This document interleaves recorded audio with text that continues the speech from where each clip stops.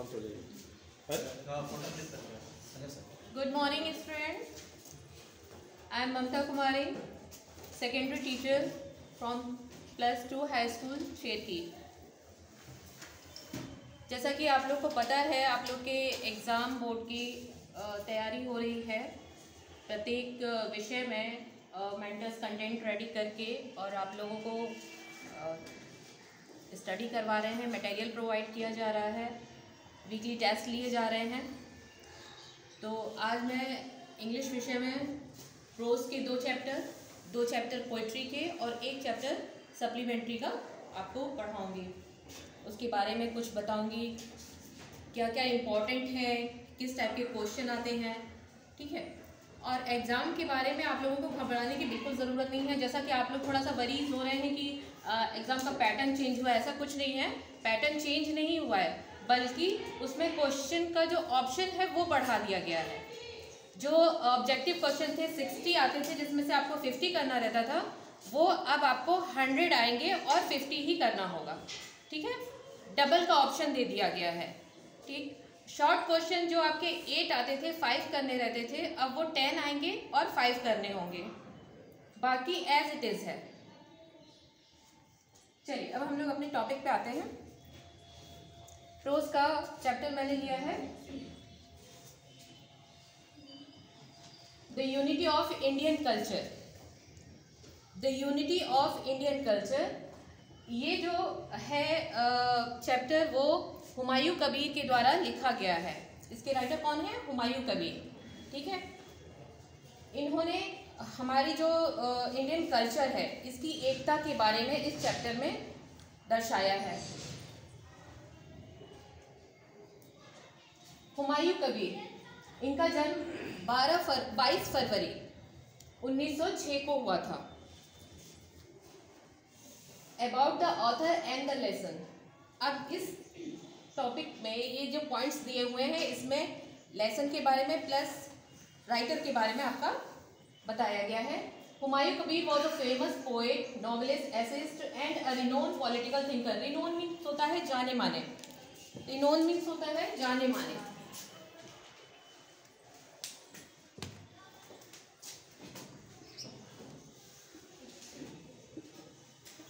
जाने माने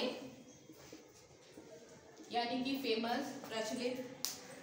Humayun Kabir was a famous poet, वो एक प्रसिद्ध कवि थे, नॉवलिस्ट उपन्यासकार थे, ऐसे निबंधकार थे और renowned political thinker. Political thinker means राजनीतिक विचारक थे, ठीक है। जाने माने राजनीतिक विचारक थे जो पॉलिटिक पर भी अपने विचारों को व्यक्त किया करते थे। He was a cabinet minister of scientific research and cultural affairs during Nehru prime ministers. और जब नेहरू प्राइम मिनिस्टर थे तो वो कैबिनेट के मिनिस्टर भी बने थे। किस डिपार्टमेंट में थे वो? Scientific research and cultural affairs के। एंड ऑक्सफोर्ड प्रोडक्ट, इन्होंने अपनी स्टडी कहाँ की थी? ऑक्सफोर्ड से की थी, इसलिए इनको ऑक्सफोर्ड प्रोडक्ट कहा जा रहा है। He had the proud privilege. Privilege means होता है विशेषाधिकार। प्रिविलेज विशेषाधिकार।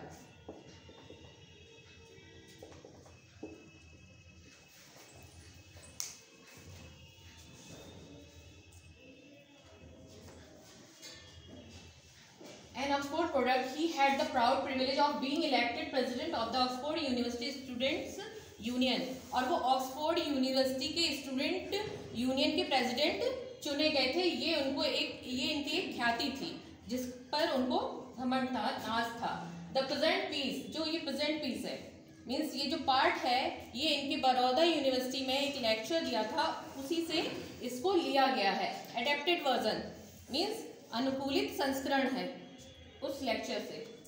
The lecture focuses on the glorious past of Indians culture and its rich heritage.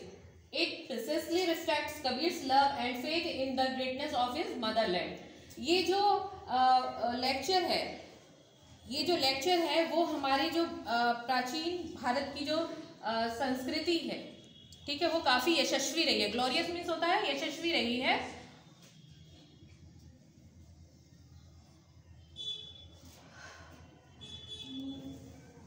और इसका जो हेरिटेज जो हमारी विरासत है, तो हमारी संस्कृति की विरासत क्या है, काफ़ी घनी रही है। इट प्रेसिसली मीन्स यकीनन, प्रेसिसली मीन्स होता है यकीनन, reflects Kabir's love and faith. कभी यकीनन इस लेक्चर ने क्या दर्शाया है, भारत माता के प्रति कबीर का जो विश्वास था, कबीर का जो प्यार था, उसको दर्शाया है। एक्सप्लेनेशन ऑफ द लेसन, अब लेसन का जो एक्सप्लेनेशन है उसको मैंने कुछ पॉइंट्स के जरिए यहाँ बताया है। We believe that the Aryans are the earliest invaders. Invaders means होता है आक्रमणकारी।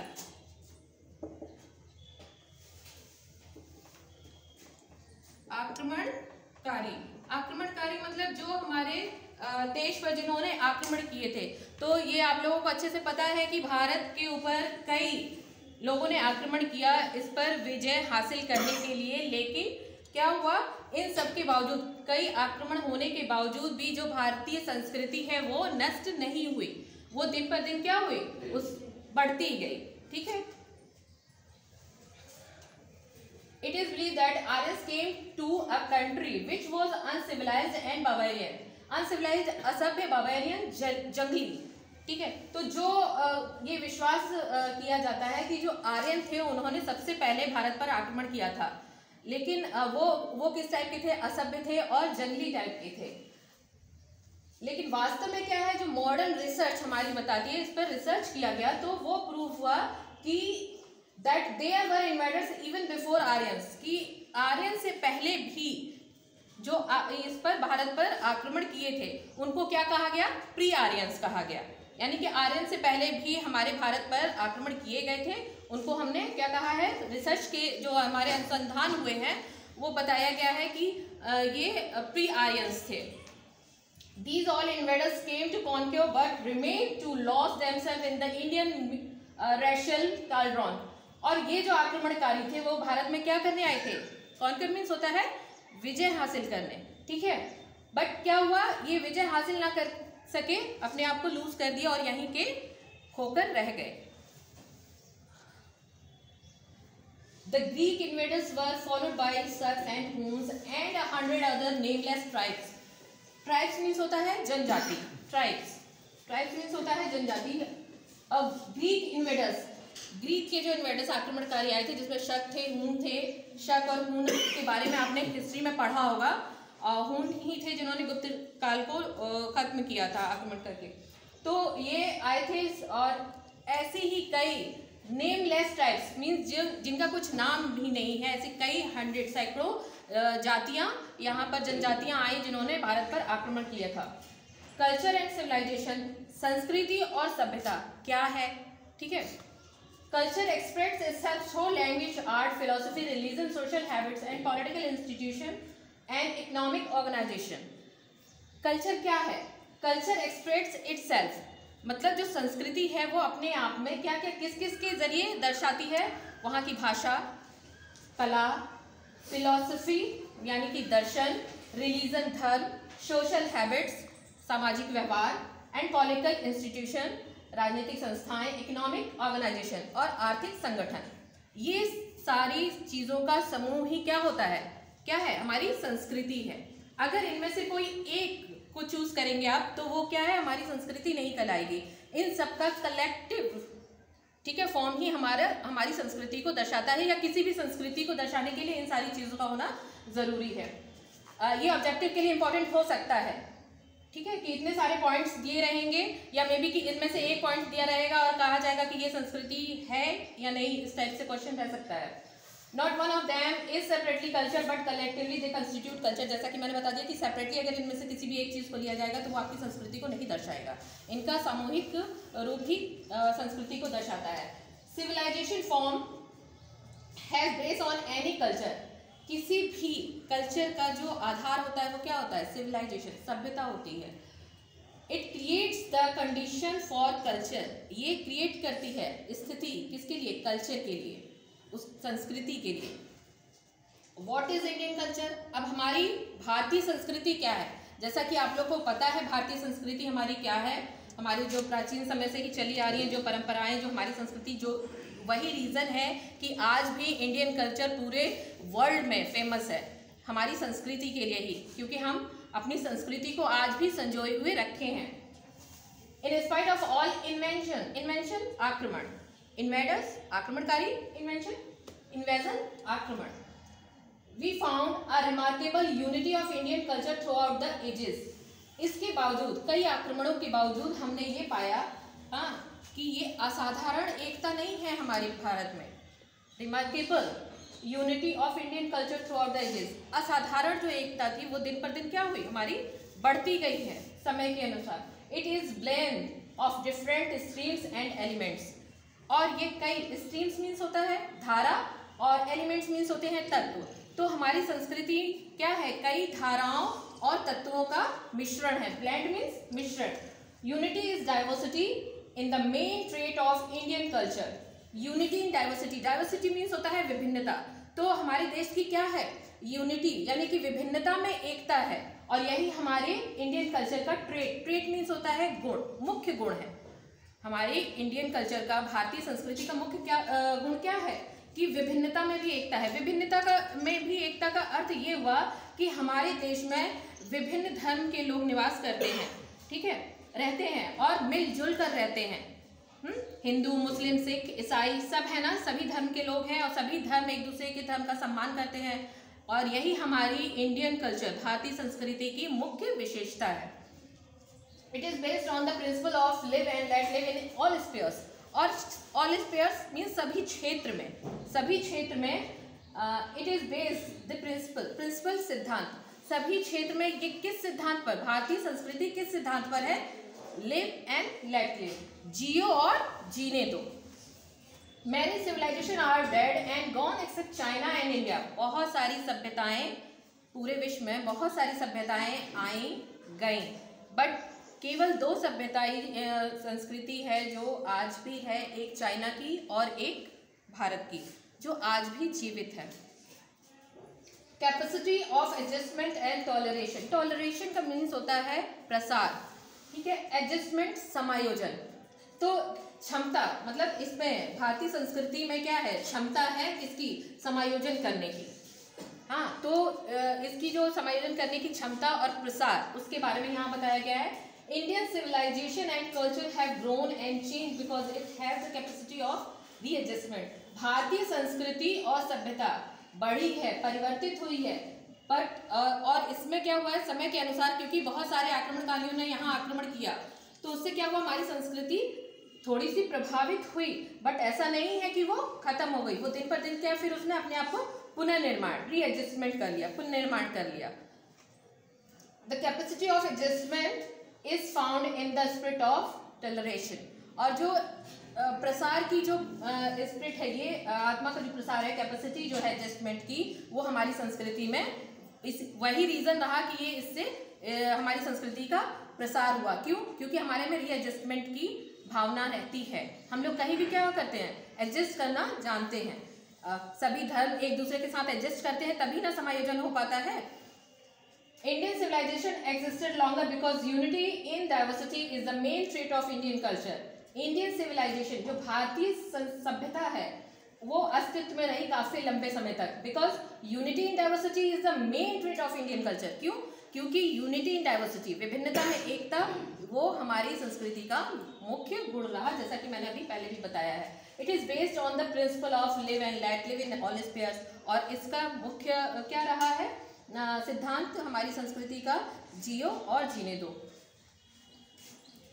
Unity and condition of Indian culture, unity and condition of Indian culture, unity एकता, कंडीशन स्थिति ऑफ इंडियन कल्चर, क्या रही, continuity, sorry, unity and continuity of Indian culture, निरंतरता।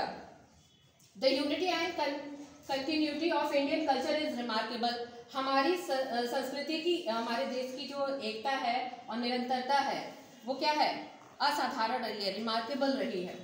There has been no violent or sudden breaks in the Indian culture, और यहाँ कभी क्या है, हिंसा नहीं रहती है, हाँ, और सडन इसमें अचानक कभी भी ब्रेक नहीं होता है, टूट नहीं होता है। Every class and section of the society has accepted this growth and extension of culture, और प्रत्येक वर्ग के लोग, प्रत्येक क्षेत्र के लोग इसको एक्सेप्ट करते हैं, इसमें जो ग्रोथ होती है, ठीक है, इनमें जो बढ़त होती है और एक्सटेंशन विस्तार हुआ है हमारी संस्कृति को, उसको प्रत्येक क्षेत्र के लोगों ने और प्रत्येक वर्ग के लोगों ने स्वीकार किया है। इस चैप्टर से इस टाइप के क्वेश्चन पूछे जा सकते हैं। Humayun Kabir was an Oxford product, ठीक है, कहाँ से वो पढ़े थे? ऑक्सफोर्ड प्रोडक्ट से। Humayun Kabir was a cabinet minister of scientific research and cultural affairs, ठीक है। What is one of the most remarkable characteristics of Indian culture? Most क्या है? Remarkable characteristics क्या है? Civilization, ठीक है। What is common characteristics of culture? और संस्कृति की common characteristics क्या है? Unity, एकता। इस टाइप के शॉर्ट क्वेश्चन आ सकते हैं। What is preferable to fanatic devotion? According to Humayun Kabir, toleration is preferred to the fanatic devotion which leads to the denial and persecution of other values but its own, ठीक, of which spirit underlies the changes of the Indian society. It is the spirit of unity among diversity of many things that underlies the change of Indian history. Little girl wiser than man, next chapter prose का ही है। Little girl wiser than man, इनके writer हैं Leo Tolstoy और ये क्या थे? एक रशिया से बिलोंग करते थे, ठीक। इस फिगर में आप देखिए कि दो लड़कियां हैं। ये येलो ड्रेस वाली जो है वो मलाशा है, सॉरी ये अपुल्या है और ये ब्लू ड्रेस वाली मलाशा है। यहाँ लेडीज कुछ फाइट कर रही हैं, ठीक है। अब इस स्टोरी में यही बताया गया है कि दो जो लड़कियां हैं वो मतलब आपस में खेलते हैं। बच्चे क्या करते हैं कि आपस में खेलते हैं, लड़ाई झगड़ा करते हैं, फिर वो एक हो जाते हैं। लेकिन उसी में अगर कोई बड़े लोग आकर झगड़ा कर लेते हैं तो वो झगड़ा बढ़ जाता है। क्या इसका ये नतीजा होता है कि बच्चे फिर आपस में नहीं मिलते? नहीं, बच्चे वापस आपस में मिलेंगे, खेलेंगे ही, लेकिन बड़े उसमें जो झगड़ा कर लेते हैं। ऐसा आम सोसाइटी में, आपने आस पड़ोस में, अपने घर में भी देखा होगा, ऐसा हो जाता है कि बच्चे थोड़ी देर लड़ेंगे झगड़ेंगे, फिर एक हो जाएंगे, फिर खेलेंगे, ठीक है। इस स्टोरी में इन लड़कियों के द्वारा ही ये सीख दी गई है कि हमें आपस में लड़ाई झगड़ा करके नहीं बल्कि मिलजुल कर रहना चाहिए, क्योंकि छोटी मोटी बातों पे झगड़ा करना एक बड़ा इशू हो जाता है, तो उसको अवॉइड करना चाहिए।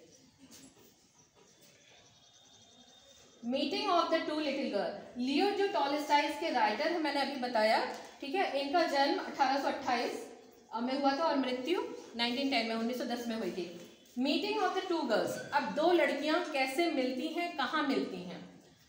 This story of Leo Tolstoy is said during Easter, a festival of Christians. Easter की शाम थी, ठीक है, और ये ईस्टर जो एक फेस्टिवल है क्रिश्चियन का। The snow had started melting and flowing in the lanes of the village.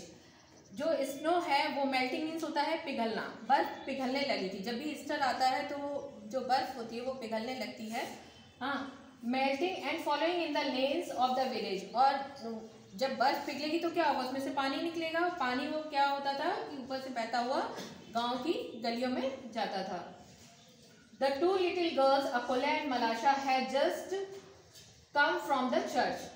वो जो दोनों लड़कियां हैं, अकुल्या और मलाशा, वो कहाँ से रिटर्न हो रही थी, लौट रही थी, वापस आ रही थी चर्च से। They met in a lane where the dirty water had formed a pool. और जहाँ पर क्या था, वो जो बर्फ के पानी थे पिघलते हुए लेन में जा रहे थे और dirty water had form a pool, वो गंदे पानी क्या हुए, एक पूल का, तालाब का रूप ले लिए। They were very happy and showing off their new frocks to each other, और वो दोनों क्या थी, फेस्टिवल था, तो फेस्टिवल में क्या होता है, बच्चे नए नए कपड़े पहनते हैं, वो लोग भी नए नए कपड़े पहने हुए थे, तो दोनों एक दूसरे को अपने ड्रेसेस दिखाते हैं ना, बच्चे खुश होते हैं, तो मैम देखो मम मेरी मम्मा ये लेके आई, वो कहेगी मेरी मम्मा ये लेके आई, तो वैसे ही वो दोनों एक दूसरे को दिखा रहे थे अपनी ड्रेस की, देखो मेरी ऐसी फ्रॉक है, वो अपनी फ्रॉक की दिखा रही थी। They were excited to see the water running in stream down the village street, और वो लोग बहुत ज़्यादा उत्तेजित थी पानी के साथ, जो बहता हुआ पानी था नीचे गिर रहा था गलियों में जो जा रहा था। लड़ाई जो होती है बच्चों की अब यहाँ से शुरू होती है। स्प्लैशिंग वाटर, स्प्लैशिंग मीन्स होता है छिड़कना। तो कैसे जो पानी का जो छिड़काव हुआ और कैसे इसने एक क्वेरल का रूप ले लिया। Malasha and Akulya had a sudden desire to splash about in the water. Malasha और अकुल्या का अचानक ही इच्छा हुई कि क्यों ना हम इस पानी में जाएं। Akulya suggested Malasha to remove their shoes and stocking to save them from being wet and dirty. Akulya ने मलाशा को सुझाव दिया कि तुम पानी में जाओगी और शूज़ पहने हुए हो, स्टॉकिंग्स पहने हुए हो। स्टॉकिंग्स एक सॉक्स टाइप का होता है। सॉक्स आप देखोगे कि वो मोटा होता है, बट स्टॉकिंग्स जो होते हैं वो बहुत पतला होता है, आपकी स्किन से एकदम मैच कर जाता है। तो वो बोलती है कि पहले तुम अपने शूज़ और स्टॉकिंग्स उतार दो, और जिससे क्या होगा कि वो गंदे होने से और गीले होने से बच जाएंगे। They stepped into the puddle and began walking towards each other। और वो लोग क्या किए कि पुडल मीन्स क्या है, वो गड्ढा टाइप का जो है ना, उसी को बोला गया है। Began walking towards each other, और उसमें जाके वो लोग कूदे और वॉकिंग करने लगी, दोनों एक साथ चलने लगी। Quarrel between the two, अब दोनों के बीच में कैसे झगड़े शुरू हुए। When they came close to each other, Akulya and Malasha to walk carefully and not splash water। बस जब दोनों एक दूसरे के पास आई तो आराम से सावधानी पूर्वक चल रही थी और दोनों के ऊपर वो पानी नहीं छिड़के।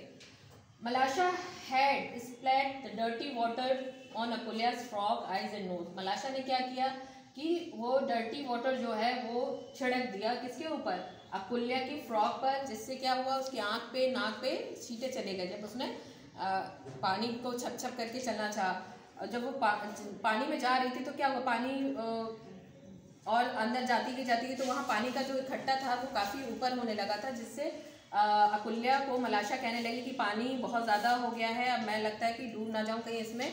तो जब वो छप छप करने लगी तो वो गंदा पानी जो था वो अकुल्या के फ्रॉक पे और आइज पे और नोज पे पड़ गया। Seeing the stain, stain means होता है दाग। Seeing the stain on her new frock, Akulya was very angry। और जब उसने अपनी फ्रॉक पे दाग धब्बे देखे तो अकुल्या क्या हुई, उसके ऊपर बहुत ज़्यादा एंग्री हुई, क्रोधित हुई। She ran after Malasha to beat her। वो उसके पीछे दौड़ी, क्यों, मारने के लिए। इंटरवेंशन मीन्स होता है बीच बचाव ऑफ द एल्डर्स। अब कैसे एल्डर्स जो यहाँ आए बीच बचाव करने के लिए। When Akulya's mother saw her daughter's dirty dress, she scolded her।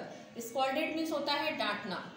तो जब अकुल्या की माँ ने देखा अपनी बेटी के गंदे कपड़ों को तो उसको माँ ने क्या किया, डांटा। अकुल्या ब्लेम्ड मलाशा फॉर इट। अकुल्या ने बताया किसको जिम्मेदार ठहराया, मलाशा को, कि मलाशा ने ऐसा किया है। अकुल्या मदर सीज्ड मलाशा। अकुल्या की माँ ने सीज मीन्स पकड़ा, किसको, मलाशा को पकड़ा। And stuck her on back of her neck, और एक चाटा उसकी गर्दन पे खींच के मारा। Malasha began to howl, howl means चिल्लाना। तो मलाशा क्या की, जब थप्पड़ पड़ा तो वो जोरों से चिल्लाने लगी। Malasha's mother came out and shouted at Akulya's mother. और मलाशा की इतने में क्या हुआ, मलाशा की मदर भी निकल के आई और अकुल्या की मदर पर क्या की, चिल्लाने लगी। Malasha's mother came out and shouted at the Akulya's mother। The two mothers began quarreling। और दोनों माँ क्या करने लगी, आपस में झगड़ा शुरू हो गया दोनों माँ के बीच में। The fighting of the families। और धीरे धीरे उन दो औरतों से झगड़ा किसमें शुरू हो गया, फिर अंदर से, और उन लोग के पापा लोग भी निकल के आ गए और फैमिली मेम्बर्स निकल के आ गए। तो अब ये झगड़ा जो था पहले दो बच्चों के बीच में था, फिर माँ लोग के बीच में स्टार्ट हुआ और धीरे धीरे ये झगड़ा एक विस्तृत रूप लेके फैमिली के बीच में शुरू हो गया। The quarrel between the mother drew the attention of the men of both the houses। और अभी मैंने बताया ना कि जैसे झगड़ा शुरू हुआ तो दोनों हाउस के जो मेंबर्स थे और वो भी आके झगड़ा करने लगे। They came out shouting, और बाहर निकल के घर से आके चिल्लाने लगे। They all went on quarreling without listening to others। और वो लोग किसी को भी सुन नहीं रहे थे, बस आपस में लड़े ही जा रहे थे। जो लोग बीच बचाव करने भी जा रहे थे उनको भी वो लोग इम्पोर्टेंस नहीं दे रहे थे, उनकी भी बात को नहीं सुन रहे थे, बस केवल लड़े ही जा रहे थे। Akulya's old grandmother tried to make peace, but they would not listen to the old woman। Akulya's की जो मदर थी, ग्रैंड मदर, वो क्या करती हैं, बाहर निकल कर आती हैं, ठीक है, और वो दोनों फैमिली को समझाने की कोशिश करती हैं, मगर उन ओल्ड लेडी को भी वो दोनों फैमिली सुनने को तैयार नहीं होते हैं, कोई बात उनकी नहीं सुनता है। Little girls make peace. अब क्या किए बच्चों ने, क्या किया, उस चीज़ को शांति में परिवर्तित कर दिया। कैसे, देखो, amidst the quarrel of the big people, Akulya wiped the mud off her frock and went back to the puddle. Amidst the quarrel of the big people, काफ़ी भीड़, जो बिग पीपल मतलब बहुत सारे लोग क्या कर रहे थे, लड़ाई झगड़ा कर रहे थे, तो उनके बीच से अकुल्या निकलकर अपने फ्रॉक को उसने पोंछा और क्या किया, went back to the puddle, वापस उस गड्ढे के पास चली गई। She started making a channel through which the water could run out into the street. और वहाँ क्या करने लगी, चैनल बनाने, मीन्स नाली बनाने लगी। तो नाली कैसे बनाते हैं बच्चे, जब बारिश का पानी होता है, देखते हो कि कहीं कहीं पानी इकट्ठा हो जाता है, तो बच्चे क्या करते हैं, खेल खेल में वो पानी डंडा लेके थोड़ा थोड़ा मिट्टी खुरचने लगते हैं ना, वैसे ही ये भी करने लगी, और वो पानी जो था वो सारा फिर मेल्ट होके कहाँ जाने लगा, बहता बहता गली में जाने लगा। मलाशा joint her and help her with a tip of would. और मलाशा ने भी क्या किया, वो भी गई उस बीच से निकलकर, और मलाशा भी जाके अकुल्या के साथ एक स्टिक ली, छोटी सी डंडी लकड़ी की, और उससे खोदने लगी। As they saw the chip float along of their stream, they were highly delighted. और जैसे ही उन्होंने देखा कि जो पानी बह रही है उसमें लकड़ी भी बहते हुए उन लोगों ने देखा, तो उन लोगों को काफ़ी अच्छा लगा, और वो उसी लकड़ी के साथ चलने लगी। They happily ran together straight into the group of men. और धीरे धीरे खुशी पूर्वक वो सीधे सीधे कहाँ पहुंची, जहाँ पर वो सारे आदमी लोग झगड़ा कर रहे थे। Little girls teaching the big people. और ये दोनों बच्चे, छोटे बच्चों ने ही एक पाठ पढ़ाया उन लोगों को जो आपस में झगड़ा कर रहे थे। अकुल्या's grandmother drew the attention of the fighting man to the little girls. अकुल्या की जो दादी थी, उन लोगों ने उनका जो आपस में झगड़ा कर रहे थे उन लोगों का ध्यान खींचा, और उन दोनों बच्चों को दिखाया कि देखो अभी तुम इन लोगों की वजह से झगड़ा कर रहे थे, और ये दोनों फिर वापस जाके साथ में खेल रही हैं, कुछ तो इन बच्चों से सीखो। Look, these girls have forgotten about their quarrel and you are still fighting. कि ये दोनों बच्चियां जो झगड़ा की थी अपने झगड़े को भूल चुकी हैं, लेकिन आप लोग अभी भी लड़े जा रहे हो। The man looked at the little girls. आदमी जो लोग थे उन लोगों ने बच्चियों की तरफ देखा। They were ashamed. उनको अपने ऊपर क्या, ashamed, शर्मिंदगी महसूस हुई। Two innocent children, the dear little souls, teach the big people that it is not wise to keep on quarreling on petty issues. Petty issues, सुंदर जो झगड़े होते हैं, मुद्दे होते हैं, उन पर हमें क्या करना चाहिए। ये इन लड़कियों ने एक शिक्षा दी कि हमें ऐसे छोटे छोटे मुद्दों पर, छोटी छोटी बातों पर झगड़ा नहीं करना चाहिए। ये सीख किसको दी गई, जो बड़े बड़े लोग आपस में झगड़ा कर रहे थे, ठीक है। इसमें 3 मुख्य कैरेक्टर हैं, अकुल्या, मलाशा एंड ग्रैंड मदर। ठीक, इन तीनों ने ही सीख दिया। ग्रैंड मदर भी बीच में बचाव करने के लिए गई, बट पब्लिक उनको नहीं सुन रही थी। ओल्ड लेडी थी, वो ज़्यादा चिल्ला विल्ला नहीं पा रही थी। और इन दोनों बच्चियों ने, अकुल्या और मलाशा ने, ठीक है। और ये बहुत इम्पॉर्टेंट चैप्टर है, इसमें से अक्सर ऑब्जेक्टिव क्वेश्चन और सब्जेक्टिव क्वेश्चन पूछे जाते हैं। ऑब्जेक्टिव क्वेश्चन देखिए, it was an early in the story little girls visor than man. क्या था, ईस्टर था ना, ईस्टर का समय था। Both little girls were dressed in, दोनों लड़कियों ने क्या पहन रखा था, फ्रॉक्स। अकुल्या's mother seized, अकुल्या की मदर ने किसको सीज किया था, मलाशा को। What was the reason of quarrel between two little girls? दोनों लड़कियों के बीच में झगड़े का कारण क्या था, the splashing of dirty water। Subjective question किस टाइप के आते हैं, ये देखिए। Why did अकुल्या shout at मलाशा? अकुल्या ने क्यों मलाशा के ऊपर वो क्यों चिल्लाई? Akulya got angry and shouted at Malasha because she had splashed dirty water from the puddle in the street on her face and frock. इसीलिए वो चिल्लाई थी क्योंकि dirty water उसके फेस पे और फ्रॉक पे और आइज पे, नोज पे गया था। What did Akulya do while other women were abusing each other? Akulya had wiped the mud off her frock and again she had gone back to the puddle and had started playing there.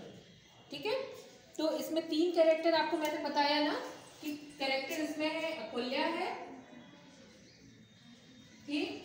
मलाशा है और old women हो grand mother. Grand mother किसकी थी? Grand mother वो अकुल्या की थी, ठीक है, अकुल्या की ग्रैंड मदर थी। क्वेश्चन पूछा जा सकता है। नेक्स्ट चैप्टर आपका पोइट्री से है the empty heart. Empty heart, ठीक है, Periyasamy Thooran. Empty heart means खाली आत्मा, और इनके जो ये किसके द्वारा कंपोज किया गया है? पेरियासामी थूरन। ये तमिल राइटर है, ठीक है, तमिल राइटर, और इन्होंने तमिल में ही इसको लिखा भी है। और ये कुराई कदम के नाम से जो एम्प्टी हर्ट है इसको तमिल में भी इन्होंने लिखा था, उसी को इन्होंने ट्रांसलेट किया है। तो तमिल में जब इन्होंने लिखा था उसको कुराई कदम के नाम से जाना जाता है, ठीक। और ये तमिल राइटर थे पेरियासामी थूरन। ये मैंने पोएम है। The man was rich but not content. Morning, noon and night he went to the wish-yielding tree and prayed, "O Kalpaka, I see your aid. All I want is a pot of gold." His prayer was granted sevenfold, for as a gift to him was given glistening gold in pitchers seven. 7 silver pitchers were now with him, each with gold coins filled to the brim. But the tree unkind took into its mind to add an 8½ full pot. To fill this quick was his thought. The 7 full vessels he clean forgot. The demon desire now made him mad. To mother, wife, children, goodbye he bade. He rose before cock crow. Past midnight he worked, eating, drinking, and sleep he shirked. He racked his health, his conscience rolled, and tried all tricks to gather gold. Eager and anxious, he shamelessly took each coin he could clutch by hook or crook. Harder and harder he tried, but died before he could quite fill the pot. Greed and endless, but life is not. Nothing is wrong with a half-filled purse. 'Tis the void in the heart that is the curse. ये poem है, उसी को मैंने इन points के द्वारा translate किया है, मतलब इजी वे में आपको समझाने के लिए।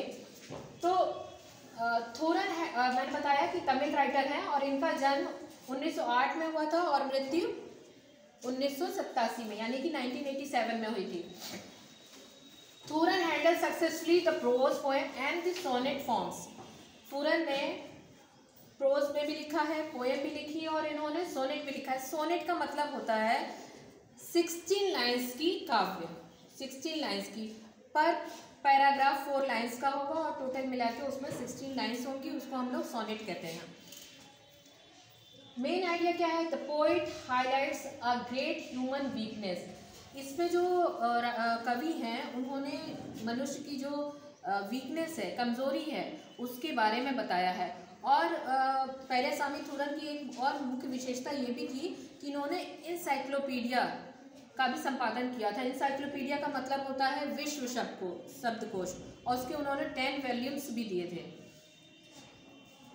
प्रेजेंटेशन स्टाइल, अब इसकी स्टाइल क्या है? नैरेटिव टेक्निक यूज़ किया गया है। नैरेटिव टेक्निक, नैरेटिव मीन्स होता है काव्य, और टेक्निक, काव्य टेक्निक को यूज़ किया गया। पोएम है बट इसमें जो उन्होंने तकनीक यूज़ की है वो काव्य की यूज़ की है। The story of a greedy man, ये किसकी कहानी है? एक लालची आदमी की कहानी है, ठीक है। वो क्या है? बहुत अमीर है बट फिर भी उसके अंदर क्या है? कंटेंटमेंट नहीं है, संतुष्टि नहीं है, और जिसकी वजह से उसको ये खामियाजा भुगतना पड़ता है। और इस स्टोरी के द्वारा ये आपको बताया गया है कि लालच करना बुरी बला है। मीन्स हमें संतुष्टि रखनी चाहिए, हमारे पास जितना है उतने में ही संतोष रखना चाहिए। अगर हम ज़्यादा लालच करेंगे तो उससे क्या है? हमारा जो पीस ऑफ माइंड है वो डिस्ट्रॉय हो जाता है। और अगर हम लालच करेंगे किसी भी चीज़ के लिए तो लालच का कोई अंत नहीं होता है, बट ज़िंदगी का अंत निश्चित है। तो हमें अपनी ज़िंदगी में जो है, जो हासिल किया है हमने, और उसी में अपने जीवन को खुशीपूर्वक बिताना चाहिए। ज़्यादा किसी की धन दौलत की इच्छा नहीं करनी चाहिए, जितना है उतना सफिशिएंट है। तो इसमें उन्होंने एक कल्पाका वृक्ष है जो विश यील्डिंग वृक्ष भी कहा जाता है, ठीक है, विश को पूरा करते थे वो वृक्ष, और हमारे हिंदू धर्म में इसका काफ़ी महत्व भी माना जाता है। There was a rich but greedy man, वो जो आदमी था वो क्या था, रिच था बट ग्रीडी था, लालची था। He was not satisfied with that he had, उसके पास जितना था उतने में उसको क्या था, संतुष्टि नहीं थी। There was a tree named Kalpaka having power of a great wishes, यहाँ नेम कल्पाका है, उसके पास शक्ति थी किस चीज़ की, कि वो जो भी इंसान उसके सामने प्रेयर करता था, विश मांगता था, वो उसको पूरा करता था। ये कल्पाका की मुख्य विशेषता थी। The man prayed to the tree and asked for a pot of gold. Man क्या था, उसके पास जाता था, रोज प्रार्थना करता था किस चीज़ के लिए, कि उसको एक सोने का घड़ा मिल जाए भरा हुआ, सिर्फ एक के लिए वो विश करता था। लेकिन कल्पाका ट्री ने उसकी विश देखो 7 फोल्ड में रिटर्न की, मतलब उसको 7 घड़े दिए और एक और घड़ा दिया जो कि हाफ फुल था। The tree granted him 7 silver pots full of gold with 1 extra pot half full of gold coins because the tree knew that the man was greedy. 7 एक घड़ा मांगा था उस लालची इंसान ने और कल्पाका ट्री ने उसको 7 घड़े दिए जो कि पूरे ब्रिम मतलब होता है घड़ा का जो ऊपरी हिस्सा होता है ना, उस वो पूरा फुल था, सोने से भरा हुआ। और उसने फिर क्या किया, एक आठवां घड़ा उसको सबक सिखाने के लिए कल्पाका ट्री ने दे दिया जो कि आधा भरा हुआ था। The man forgot the 7 full pots and tried hard to fill the half filled pot. अब वो जो आदमी था रिच मैन, वो क्या किया, जो एक घड़ा मांगा था उससे पेड़ से अपनी विश में, बट 7 उसको पिक्चर दिए, एक घड़ा जो 8वां था जो आधा भरा हुआ था, तो वो 7 जो फुल घड़े थे पिक्चर था वो उसको भूल गया और 8वें के बारे में सोचने लगा कि आखिर ये जो पेड़ है उसने मुझे आधा क्यों दिया, इसको भी तो फुल भर के दे सकते थे। लेकिन ये क्यों दिए थे वो जो ट्री थी, क्योंकि उनको एक देखना था कि लालची आदमी इतना ज़्यादा लालची है, और देखते हैं इसके लिए फिर वो एक सबक सिखाने के लिए वो 8वां घड़ा आधा भरा हुआ था। उससे क्या होता है, द मैन फॉरगेट, मैंने बताया कि वो भूल चुका था कि ये 7 घड़े मिले हैं उसको, वो 8वां घड़ा याद था कि जो आधा भरा हुआ था, और वो कोशिश करने लगा उसको फुल करने की, मतलब उसको भी भरने की वो कोशिश करने लगा। He did not eat, drink and sleep properly. वो ना खाता था, ना पीता था, ना ही सही से सो पाता था। केवल किस लिए, उसके बस दिमाग में वही लालच भर गया था कि मुझे इस 8वें घड़े को भी भरना है किसी भी तरह मेहनत करके। He forgot every relation. वो सारे रिश्ते भी भूल चुका था। He died before he could fill the half filled pot. और उसको लगा था कि मरने से पहले मैं इस जो आधा घड़ा भरा हुआ है इसको पूरी तरीके से भर दूं। कंक्लूजन क्या निकलता है, empty heart is more harmful than empty purse. यानी कि अगर हमारा जो पर्स है, यानी कि हमारे पास अगर धन दौलत कम भी है तो भी कोई दिक्कत नहीं है, लेकिन हमारी जो अगर अंतरात्मा में संतुष्टि नहीं होगी तो हमारे लिए सारी धन दौलत बेकार है। ये जो थे रिच मैन जो थे, जिन्होंने 7 घड़े इनको मिले विश के तौर पे, 8वां नहीं मिला, पूरा आधा भरा हुआ था, तो इसको भरने के लिए वो दिन रात आधी रात को जग के मेहनत कर रहे थे, अपनी वाइफ को भूल चुके थे, बच्चों को भूल चुके थे, ठीक है, बस उनको बस हर तरीके से लग रहा था कि किसी तरीके से भी मैं ये घड़े को फिल करूं। तो अंत में क्या होता है कि there is no end of greed, means लालच का अंत नहीं है, तो एन एंड ऑफ लाइफ, बस जिंदगी का तो अंत है। We should be satisfied even if we have very little half filled purse. अगर हमारे पास आधा पर्स भरा यानी कि थोड़ा भी धन है, अगर हमें संतुष्टि है तो वही हमारे लिए पर्याप्त है, यानी कि लालच हमें नहीं करना चाहिए। इसमें इस टाइप के क्वेश्चन पूछे जा सकते हैं। The empty heart basically focuses on the theme of insatiable greed. Insatiable greed means होता है इनसैशिएबल, अतृप्त, ग्रीड मीन्स लालच। तो जो अतृप्त लालच जिसको कभी नहीं पूर्ण किया जा सकता, कभी नहीं खत्म किया जा सकता, उसके बारे में यहाँ बताया गया है। 10 वॉल्यूम इंसाइक्लोपीडिया, अभी मैंने बताया था ना स्टार्टिंग में राइटर के बारे में, इंसाइक्लोपीडिया भी इन्होंने किया था। इन तमिल वॉज एडिटेड बाय, किसके द्वारा लिखा गया था, एडिटेड बाय, संपादन किसके द्वारा हुआ है, पेरियासामी चूरन के द्वारा, वही ना इसके पोएट हैं द एम्प्टी हार्ट के। The man in the empty heart was rich but not content, अमीर था बट कंटेंट, संतुष्टि नहीं थी। The rich man in empty heart tried harder and harder but died. Died कैसे? Without filling the empty picture, मतलब उसने बहुत कोशिश की उस घड़े को भरने की, लेकिन वो भर ना सका और अंत में मृत्यु हो गई। The prayer of the rich man is empty heart was granted. कितने? एक घड़ा मांगा था और कितने में उसको मिला था? 7 घड़े फुल भरे हुए मिले थे ना, केवल एक जो था वो घड़ा उसको आधा मिला था खाली। नेक्स्ट इसमें शॉर्ट क्वेश्चन जो पूछे जाते हैं इस टाइप से, और जो क्वेश्चन ये दिए जा रहे हैं इसको भी आप अच्छे से रीड करिएगा, अच्छे से लर्न करिएगा, क्योंकि इनमें से भी पूछे जा सकते हैं। और ये स्टोरी जो आपको शॉर्ट में बताई जा रही है वो इसीलिए बताई जा रही है ताकि आपके जो ऑब्जेक्टिव क्वेश्चन है 50 मार्क्स के, वो बहुत अच्छे से आप प्रिपेयर कर सकें। और इसके लिए ऑब्जेक्टिव क्वेश्चन के लिए ये बहुत ज़रूरी है कि आप स्टोरी, जो चैप्टर की स्टोरी है वो आपको आनी चाहिए। जब तक स्टोरी नहीं पता होगी आप चैप्टर के जो शॉर्ट क्वेश्चन है और या मेन ऑब्जेक्टिव क्वेश्चन जो है वो सॉल्व नहीं कर पाएंगे। जब स्टोरी के राइटर नहीं पता होंगे, कैरेक्टर्स नहीं पता होंगे, क्या स्टोरी में है, तो अगर ये सब की जानकारी नहीं होगी तो आप ऑब्जेक्टिव क्वेश्चन सॉल्व नहीं कर पाएंगे। इसलिए आपको ये पैटर्न से पढ़ाया जा रहा है ताकि आपके माइंड में जो ऑब्जेक्टिव है वो तैयार हो जाए। What does silver pitcher symbolize in the poem? Silver picture क्यों सिम्बलाइज किया गया है, किस चीज को दर्शा रहा है? Silver picture in the poem symbolize material wealth for which the old man had been praying day and night, जिसके लिए वो दिन रात प्रे कर रहा था, ठीक है, कि उसको एक सोने का घड़ा मिल जाए। What does the name कल्पाका evoke? evoke means होता है पुकारना, क्यों पुकारा गया? What light does it thrown on the character of the poem? Kalpaka is the tree that fulfill our wishes we make in our prayers. In the poem too, a man wishes and his wishes are fulfilled sevenfold by the Kalpaka tree, but the man is not satisfied and he spent rest of his life in filling the half empty pitcher. Thus we see that the man was very greedy and never satisfied. Okay? Next जो है poem आपका the sleeping potter. The sleeping potter Lakshmi Prasad Devkota के द्वारा compose किया गया है, ठीक है। ये फिगर आप देखिए, ये फिगर आपको दिखा रहा है कि बड़े बड़े ऊंचे ऊंचे पर्वत हैं जो बर्फ से ढके हुए हैं, ठीक है। और इसमें देखिए ये इस तरीके से बना हुआ है ना कि उसको ऊपर जो पॉटर है, कुली है जो, वो ले जा रहा है। आदमी को सामान ढोने का काम करता था, वो ऊपर ले जाता था ताकि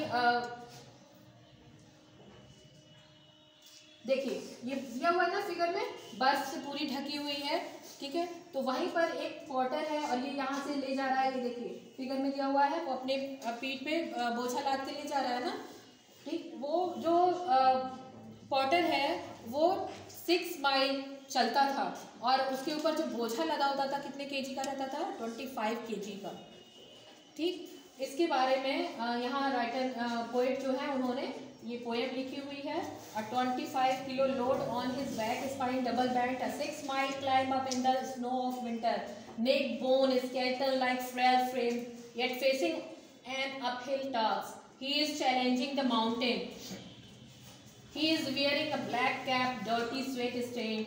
His body is an abode of fleas and lies. His mind very dull, although it emits a sulfur-like sour smell. But what a stout human figure, like a bird. His heart is vividly painting. He is sweating and out of breath. A hut on the cliff. His sons shivering with cold. Woes of hunger. The mother searching for nettles and mines. Beneath this hero of the mountain, the proud conqueror of nature, are the snow-clad peak, ever only the stars-studded lid of night. In this night, the potter is in deep slumber, ning over the rich kingdom of sleep. तो ये poem जो लिखी है लक्ष्मी प्रसाद देवकोटा ने, और जिनका जन्म 1909 में 1909 में हुआ था और मृत्यु 1959 में हुई थी। अबाउट द पोएट, पोएट के बारे में देखिए, Lakshmi Prasad Devkota was a renowned Nepali poet. Nepal के ये पोएट थे और इन्होंने अपनी स्टडी पटना से कंप्लीट की थी। बिहार में जो पटना है वहाँ से उन्होंने अपनी स्टडी पूरी कंप्लीट की थी और ये एक अच्छे स्टोरी राइटर भी थे। मेन आइडिया इस पोएम का जो मेन आइडिया क्या है, the poet describe the difficult life of porter in the hills. पहाड़ियों में जो पोर्टर कुली का काम करते हैं पहाड़ी क्षेत्रों में, उनकी जो डिफिकल्ट लाइफ है, कठिन जीवन है, उसके बारे में यहाँ चित्रित वर्णन किया गया है। The sketch porters work poor condition as well as his strong will power. उनकी कंडीशन तो पुअर होती है लेकिन जो विल पावर है वो उनकी बहुत ज़्यादा कितनी होती है, डिटर्मिनेशन, दृढ़ निश्चय वाली होती है। फीचर, अब फीचर मीन्स इसमें पोयम में क्या क्या है पोर्टर के बारे में, उसकी दयनीय स्थिति के बारे में कि वो उतनी मेहनत तो करते हैं बट उतना उनके पास सफिशिएंट अमाउंट नहीं आ पाता है। वहाँ की जो पोर्टर है, कुली है, पोर्टर का मतलब होता है कुली, तो उनकी जो दयनीय स्थिति है उसके बारे में यहाँ पर बहुत ही सजीव चित्रण किया गया है। जैसे उन्होंने इसमें पोयम के जरिए दिखा दिया है कि वाकई हमारे सामने एक कुली का चरितार्थ दिखाई देने लगता है। The porter is carrying a heavy load on his back and climbs up a cliff balancing himself. Porter क्या है कि भारी भारी लोड अपने ऊपर उठाकर चढ़ाई करता है बहुत ही सावधानी पूर्वक। It is winter and the roads are covered with snow. ये ठंडी का मौसम है और बर्फ से वो क्या है, रास्ते पूरे ढके हुए हैं। His work is very hard but he is determined to do it properly. उसका जो कार्य है, बोझा को ढोना और उठाना, ठंडी रास्ते में चलना ऊंचाई पर, तो वो क्या है, बहुत ही ज़्यादा कठिन कार्य है लेकिन वो अपने इस कार्य को दृढ़ निश्चय से पूर्ण करते हैं। He is so thin that his bone can be seen. वो इतना पतला है, जो कुली इतना ज़्यादा पतला है कि उसकी हड्डियाँ दिखाई दे रही हैं।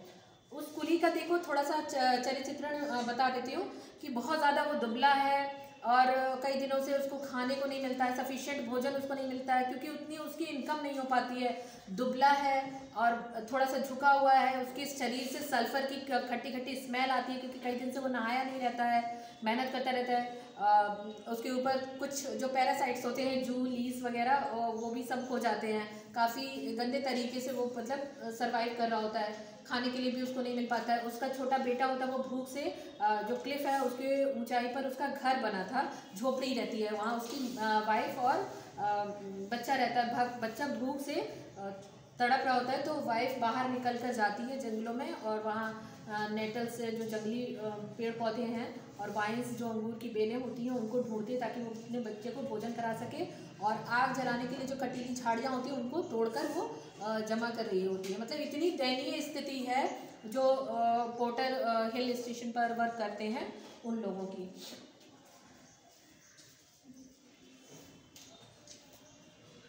He does not get enough to eat, जैसा कि बताया ही अभी मैंने कि उनके पास भोजन नहीं है पर्याप्त करने के लिए। The poet calls him a hero and conqueror. लेकिन पोइट क्या कहता है कि वो हीरो हैं और विजेता हैं। क्यों? क्योंकि वो इतना स्ट्रगल उनकी लाइफ होती है उसके बावजूद भी वो अपने कार्य को पूरे दृढ़ निश्चय के साथ कर रहे होते करता है। और वो क्या करता है, वो पोर्टर जो जब उसको नींद भी आ रही होती है तो वो जल्दी जल्दी क्या करता है कि नींद भी, गहरी नींद में भी रहता है और बिना चादर के भी खुली एकदम पहाड़ियों के बीचों बीच वो अपने सो जाता है। जिस तरीके से at night he enjoy a good and peaceful sleep like a king, और वो पीसफुल लाइफ की तरह सोता है जैसे कि उसको एक राजा की तरह हो। ठीक है, तो कंक्लूजन इसमें यही निकल के आता है, the poet admires the hard work of the porter because he fights against the overcomes the problem of the cost by nature. मतलब प्रकृति के द्वारा चाहे जितनी भी समस्याएं उस समय आ रही होती हैं, मीन्स ठंडी बढ़ रही होती, बर्फ गिरे, आंधी आए, तूफान है, पोर्टर अपना काम पूरे दृढ़ निश्चय से और जल्दी जल्दी करता है। और क्या करता है, वो अपने ऊपर का खुद का मालिक होता है। जैसे कि एक किंगडम पे, राज्य पर राजा का शासन होता है, वैसे ही वो अपनी नींद पर अपना शासन जमाए रहता है। इस टाइप के ऑब्जेक्टिव क्वेश्चन आते हैं। Lakshmi Prasad Devkota was born in Kathmandu. Lakshmi Prasad Devkota का जन्म कहाँ हुआ था? काठमांडू में। In 1948 Lakshmi Prasad Devkota presided over the first national poetry festival. और इस टाइप के जो लॉन्ग क्वेश्चन उसमें आते हैं, शॉर्ट क्वेश्चन। ठीक है, फिर क्वालिटी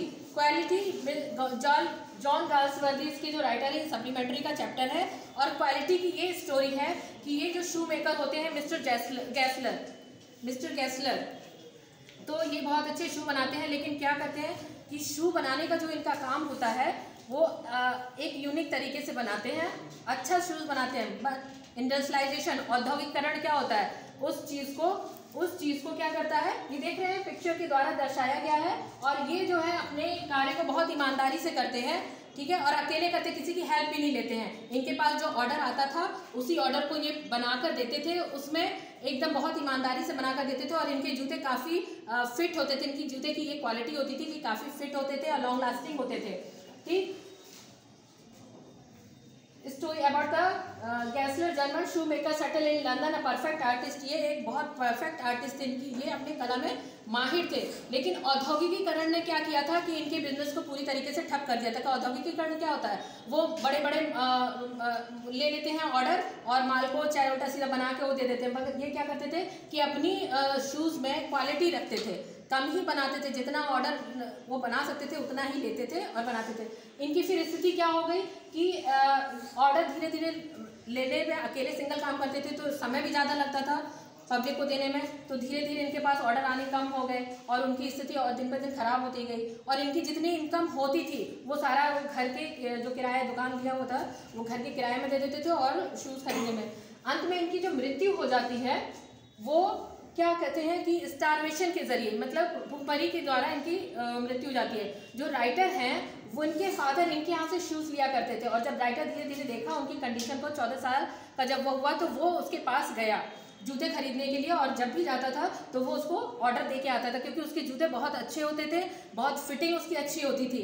एक बार उन्होंने क्या किया था कि कंपनी के शूज़ लेके उनके यहाँ जब पहुँचे तो जब उसने देखा कि मेरे यहाँ का शूज़ नहीं है तो उनको बहुत, गैसलर को बहुत तकलीफ हुई। लेकिन उन्होंने कुछ कहा नहीं और सिर्फ किसको बोलने लगे, जो कंपनी वाले थे, कि उल्टा सीधा माल बना के ये हम लोग का बिजनेस मतलब बर्बाद करें। और धीरे धीरे ऐसे लोगों की क्या हुई, उनकी स्थिति दयनीय होती चली गई और भुखमरी के कारण उनको मृत्यु हो गई। और उनकी शॉप को एक इंग्लिशमैन ने खरीद लिया, क्योंकि ये जो गैसलर जो थे वो जर्मन के थे, लेकिन ये इंग्लैंड में एंड वेस्ट में जाके, जो काफ़ी पॉश एरिया था, वहाँ पर जाके ये शिफ्ट हुए थे और वहाँ पर इन्होंने अपनी शॉप खोली थी। लेकिन कंडीशन दयनीय होती गई लास्ट में उनको, और इनकी जो शॉप थी वो गैसलर ब्रदर के नाम से फेमस थी। ठीक है, बाद में इनका जो शू का शॉप था वो बंद हो गया, उसको एक इंग्लिशमैन ने खरीद लिया। और जब राइटर वहाँ पर पहुँचते हैं, देखते हैं कि इनकी शॉप बंद हो गई, तो वो इंग्लिशमैन कहते हैं कि हाँ, धीरे धीरे उनकी कंडीशन बहुत दयनीय हो गई थी और भुखमरी, डॉक्टर ने जब उनका चेकअप किया तो पता चला कि बहुत भुखमरी के कारण,